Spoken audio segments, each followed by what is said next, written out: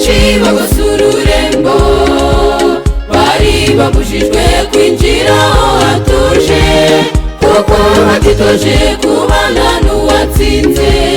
Ntibigeze bamenyana na mucyo w'isi, none basezererwa basubijwe mu isi. Amarira yari menshi kuri uwo munsi, nkomeza kureba mbona harimo abashehe n'abapadiri bakizaga ban'ibyaha, bihaye ububasha bw'umucunguzi utajyajya, naho mbona bicirwa n'izuba aho hantu. Nkomeza kureba mbona abategetsi b'isi, abo ni bamwe babaye bihanganye rwose, bavugaga amazi isi yose igakoma yombi. Abo nabo mbona babi ibyava imbere yawe.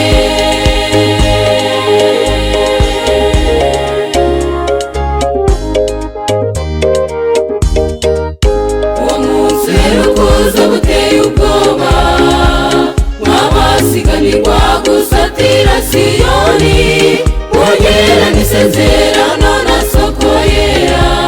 Zuba ryo gukiranuka bavire rwose, musezera abo bancacuro baba mu isi. Abo banyabukana mubasigira ibyabo, nkomeza kureba mbona harimo rubanda. Abo ni bamwe babaye mu isi abatindi, mu bukene bwabo banze gukorera Imana, bayigayishije aho yari abatuje, bahora mu maganya nk'abatagira iwabo. Abo nabo mbona bagenerwa Gehinomu.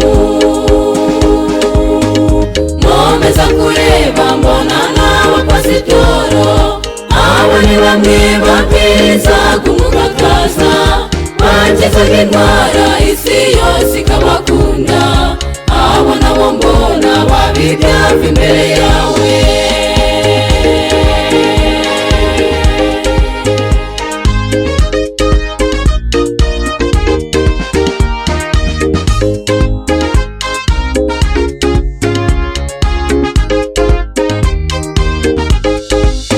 Ibyo byose birangiye ndatuza, begera Rudasumbwa utuye ahatuje, mubanza ntuje ngambwira iby'uwo munsi.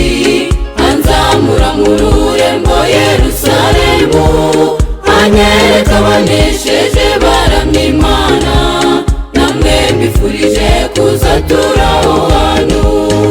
Nkomeza kureba mbona ibiteye agahinda, uwo ni wa mupapa wahinduye isabato, agategeka itegeko ry'icyumweru hose.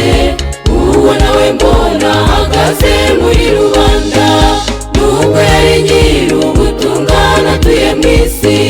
Niba icyubahiro cyagenewe rubasha, ibyo yakoze byose byagayishije Imana, mbona yamugwiye icyubahiro bose bareba.